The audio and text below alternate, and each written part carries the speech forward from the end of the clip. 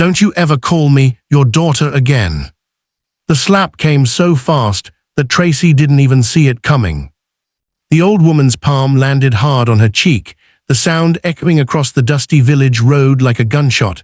Tracy staggered back, shock freezing her face, her mouth hanging open. Her friends screamed. Passers-by stopped. Birds flew off the nearby trees. The old woman straightened slowly, no longer bent, no longer shaking. Her eyes, once dull and tired, now burned with a strange authority. "You will learn," she said calmly, "that some people are not who they appear to be." That was the moment Tracy realized her life had just changed forever. Two best friends. Before that day, before destiny chose sides, Joy and Tracy were known as inseparable. In the village of Aduka, everyone recognized them. Two girls, same age, 19 years old, same secondary school, same dusty road every morning, same laughter, same gossip. But that was where the similarities ended. Tracy was loud, bold, and sharp-tongued. She spoke before thinking and never apologized. She believed the world respected only power, money, and confidence, no matter how dirty. Joy was the opposite.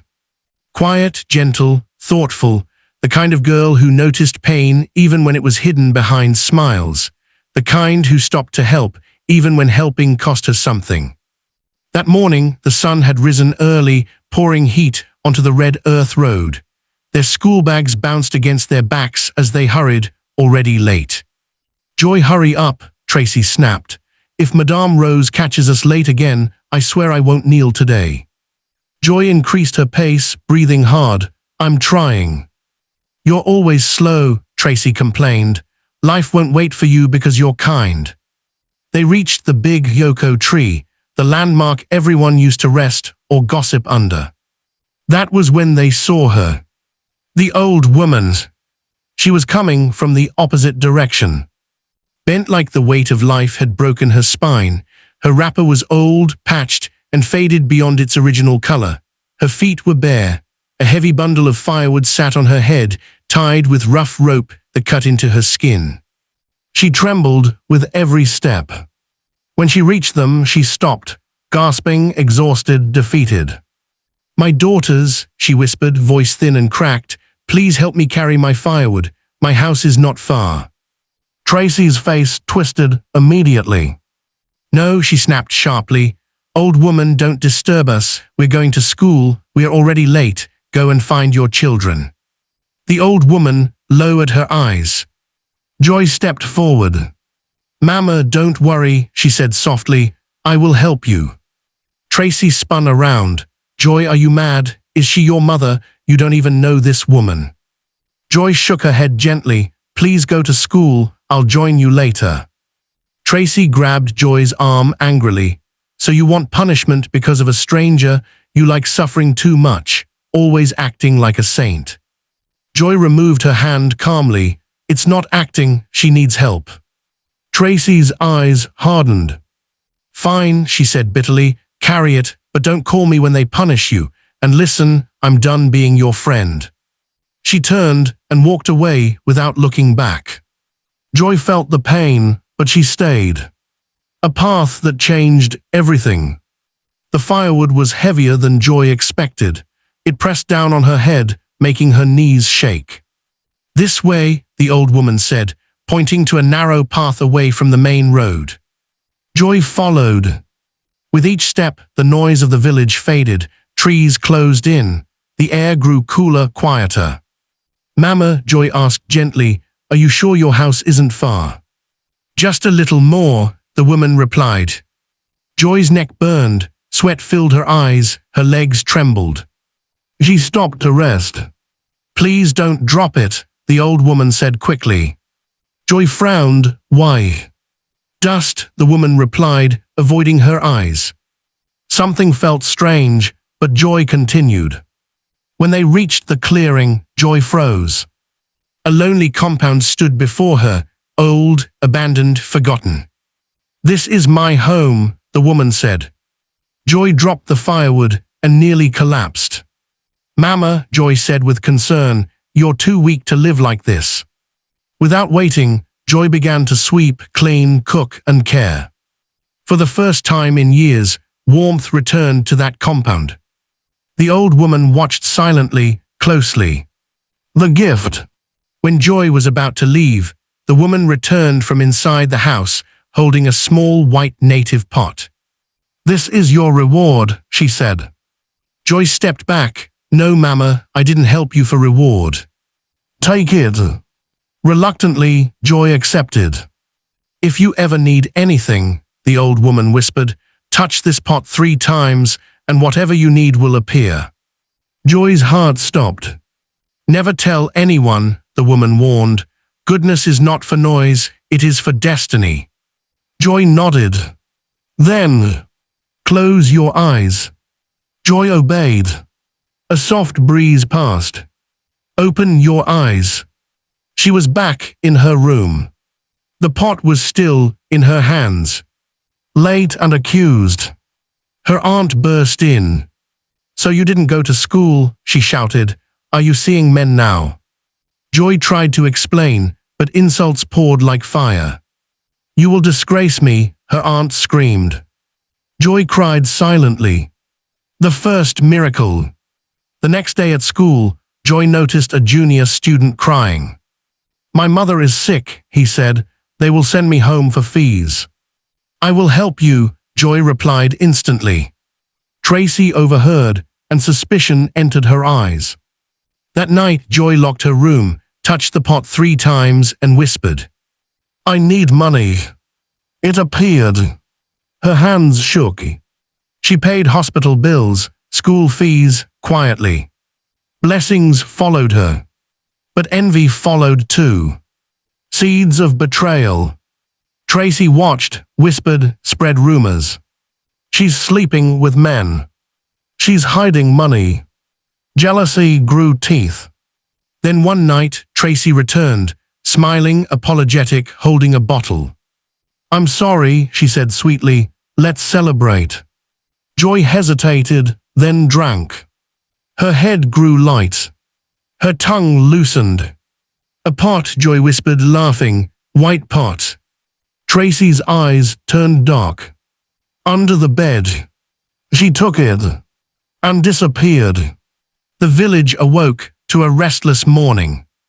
Mist clung to the fields like unfinished thoughts, and the wind moved through the trees as if it carried secrets no one was ready to hear. Joy stood outside her small hut long before sunrise, her shawl wrapped tightly around her shoulders. Ever since the miracle, her nights had been short and her dreams heavy. Blessings had entered her life, yes, but blessings also attracted shadows. She closed her eyes and breathed slowly, grounding herself in the earth beneath her feet. Wealth had changed her circumstances, not her soul. Hunger had taught her humility, loneliness had taught her patience, and kindness had taught her everything else. She walked toward the village well. Each step felt watched. Marcus had not slept. He sat in his grand house, surrounded by objects that once made him feel powerful. Silver cups, heavy curtains, chests filled with coins, all of it mocked him now. His pride had been built on ownership, land, animals, people's respect. But one poor girl had shattered that illusion without lifting a finger. "She was nothing," he whispered, pressing his palms against his temples. "Nothing." Yet the memory returned again and again. The glow in the forest, the impossible light, the way Joy had walked out of poverty while he remained trapped inside his greed. Marcus stood abruptly. "If kindness opens doors," he said to himself, "then I'll force them open." By the time the sun rose, his envy had hardened into a plan. Joy felt the change in the air before she saw him. The birds had stopped singing. Villagers lingered at their doors, sensing danger but unwilling to name it. When Joy reached the well, a shadow fell across the stone rim. "Marcus!" He looked calm, but his eyes betrayed him, dark, sharp, burning. "Joy," he said smoothly, "we need to talk." Joy did not bow, she did not step back. There is nothing left to say. Marcus chuckled. "Don't insult me. I saw what you did. I followed you. I saw the forest light." "That light was never meant for you," Joy replied. His smile vanished. You think destiny has favorites? No, Joy said quietly. I think destiny listens. Marcus leaned closer. Then listen carefully. Tell me how you did it, where the treasure is, or I'll make sure this village turns its back on you again. People watched from a distance. No one moved. Fear had long roots here. Joy met Marcus' gaze. Her voice did not shake. You already lost the moment you followed me for the wrong reason. Marcus' face hardened. Tonight, he hissed, I will take what's mine. That night, the forest waited. Marcus entered alone, without a lantern. The path that once felt ordinary now twisted and narrowed, branches scraping his arms like warnings. Every sound startled him, but greed pushed him forward. I'm not afraid, he shouted, though his voice trembled. I deserve this. The clearing appeared suddenly, and with it, the wind rose. The old stranger emerged, but he was no longer gentle.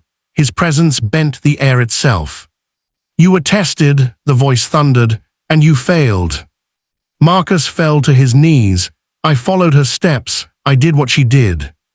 You followed her path, the stranger replied, but you never followed her heart. The ground shook violently. Light erupted, blinding, searing, unbearable.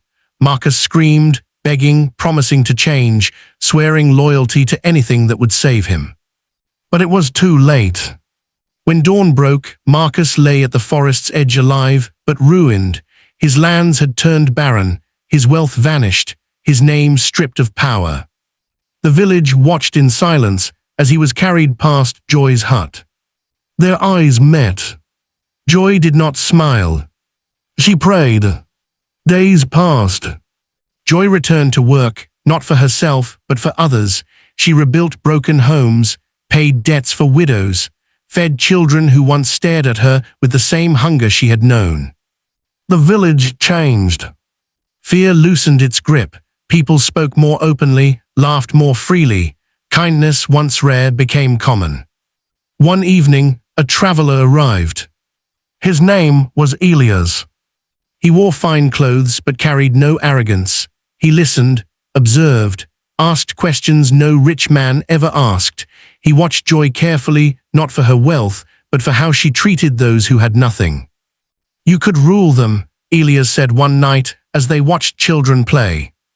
I don't want to rule, Joy replied. I want to protect. That answer stayed with him. Days later, Elias revealed the truth. He was heir to a powerful estate beyond the hills. He had come searching not for beauty or riches, but for character. Joy did not rush. She chose with wisdom. Their union was quiet, honest, rooted in respect. Marcus heard the wedding bells from afar. He sat alone, counting regrets instead of coins. For the first time, he understood. Years later, the village told a different story to its children. Not about magic, not about gold, but about a girl who chose kindness when the world gave her nothing, and how destiny chose her back.